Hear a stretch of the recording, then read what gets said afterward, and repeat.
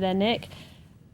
Hello to you, Laura. What have you got for us tonight? Well, I've got a story that is making a big buzz here in France. It's actually, ostensibly, when you look at it first off, it's a fairly tame story, but it's actually getting a bit of a buzz here. Now, it's about a story that you can see there in Le Parisien, Aujourd'hui en France. It's one of the main papers here in France.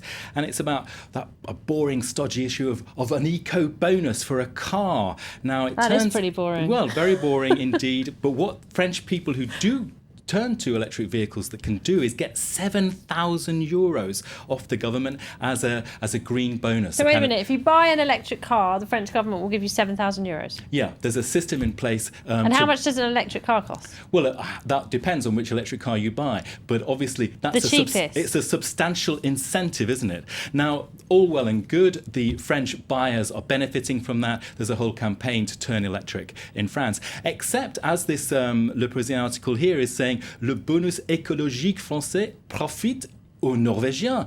The Norwegians are benefiting from this. Now, what's happening is that clever car dealers in Oslo and other cities in Norway have noticed that, in fact, to get that 7,000 euro bonus per vehicle, all you need to do is buy the car and have an address in France. So they have Can you buy the car and then sell it? Yes, of course you can. And you can. These car dealers in Norway have actually come to France, taken an address, and actually then sold the car on. Now, there, Le Parisien Aujourd'hui en France is showing that video, which is actually of a rally earlier this year, last month actually, of 260 electric vehicles in Norway going on the roads.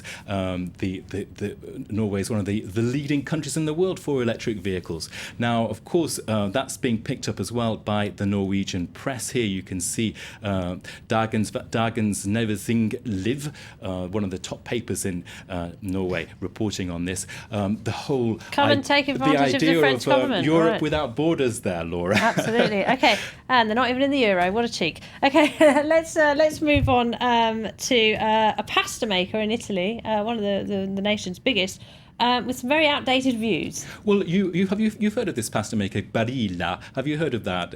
It's a worldwide brand, isn't it? And the guy who owns the company, which is based in Parma in Italy, is called Guido Barilla. And there you can see him. If you scroll down, that's the paper. There is the Italian paper La Repubblica.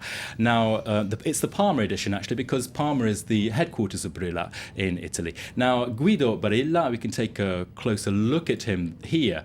There, he is saying, well, no, pasta is a traditional meal for traditional families, and I don't like this wave of gay marriages around the world, and I actually want to make sure that there will be no gay families, no gay couples in my TV ads for the brand. I'm not sure about pasta being a traditional meal for families. It's something you whip up quickly on a Tuesday night, isn't it? With a bit of pesto. Well, you can see we've got a video of an ad that is shown in France, showing that the company does very much like the whole idea of the traditional family unit, and they're showing young couples no less at the table enjoying what is their version of Italian pasta, Italian lovemaking. They've managed to alienate part of the market. Very good business indeed. Okay, we're going to start with end with another story.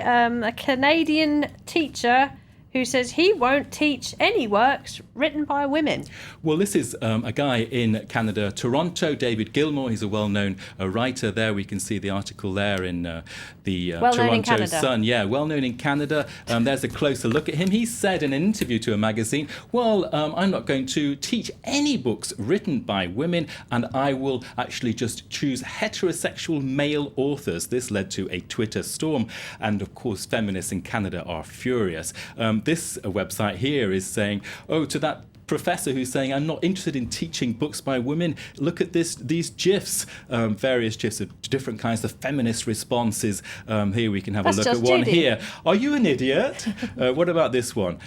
Well, he's just not so serious, is he? Why doesn't he just get over it? So that's causing a debate in the papers in Canada. That's fired up a storm online, has it? All right, Nick, thank you very much indeed. That's it for Media Watch. We've got all the day's top business and financial news for you now with Marcus Carlson.